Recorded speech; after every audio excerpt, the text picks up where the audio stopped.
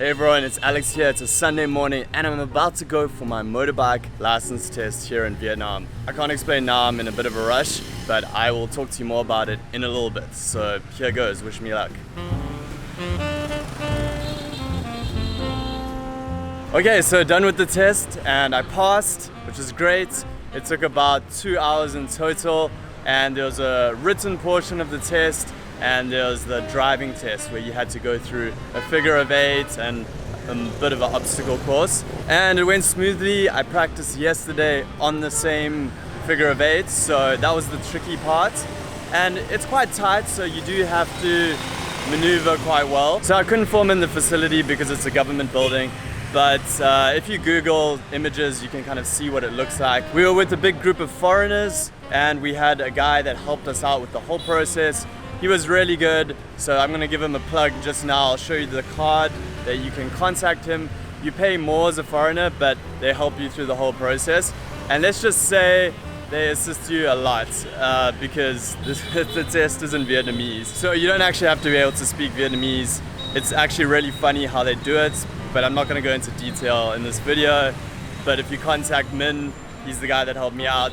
He'll tell you the whole process, give you a quote. And you do pay more for that than the Vietnamese pay because it's like a concierge service where they help you through the whole thing. But you need it, unless you're fluent in Vietnamese. Okay, so just got home and this is where I do a lot of my planning for Ninja Teacher, thinking about ways to better help people get started teaching English in Vietnam and other countries. And it looks like it's about to start raining quite heavily outside. Rainy season has just started.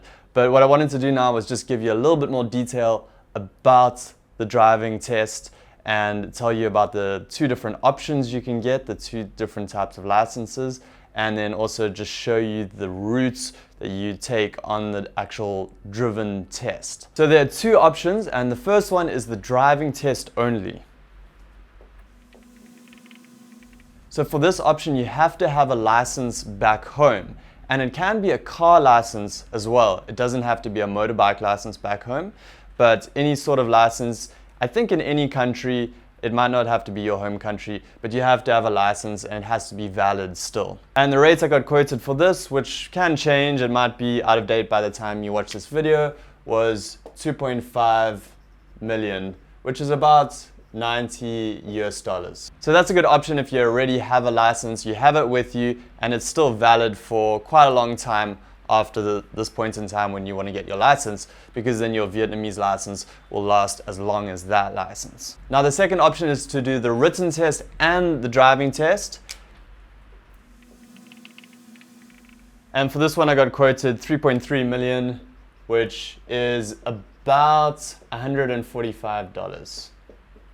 And actually this is wrong, this was 2,050,000.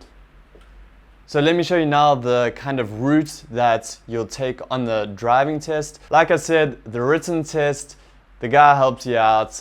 I'm not gonna go into detail because you'll just have to see it. It's kind of funny how it goes. I don't think I can talk about it in this video, but I'll show you how the driving test goes because I think that's easy enough to show you. So it looks something like this.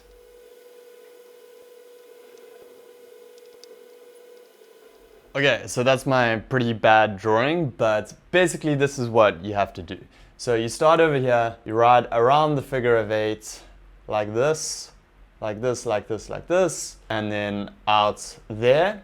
And then you have to, I didn't actually draw this so well, but it's kind of tricky getting out of there.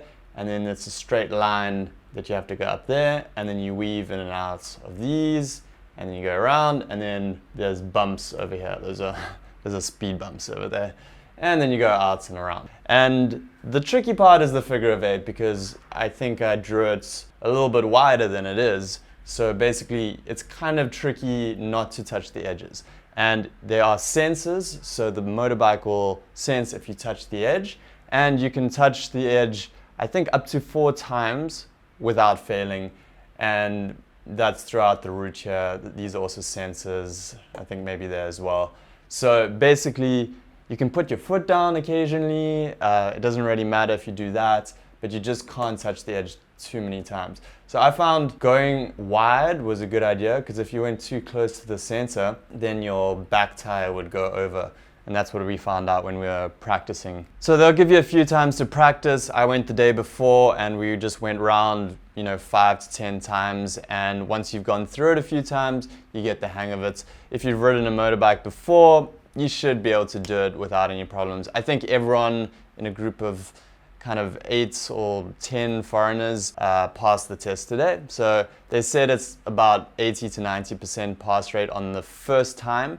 And if you do fail it, if you touch the edge 4 times, you can go next week and try one more time without having to pay and apply again. And the company said they've never had anyone that fails at that point. So really not too bad. And I went for the written and driving one, which is a full lifetime one, which is quite nice. So once you've got that, you have it forever. And yeah, I mean, that's what you pay. I'm not sure how much Vietnamese people pay, but I'm sure it's a lot less.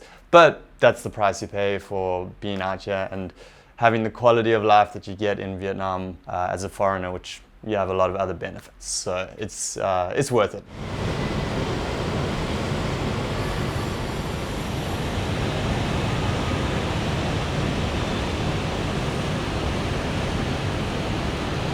So now, I'm not going to confirm or deny whether I've had a license up until this point in Vietnam. This could be the second time I'm taking the test, just to show you guys. But let's take a hypothetical case of someone who is living in Vietnam. Say they've been here for about 3 years.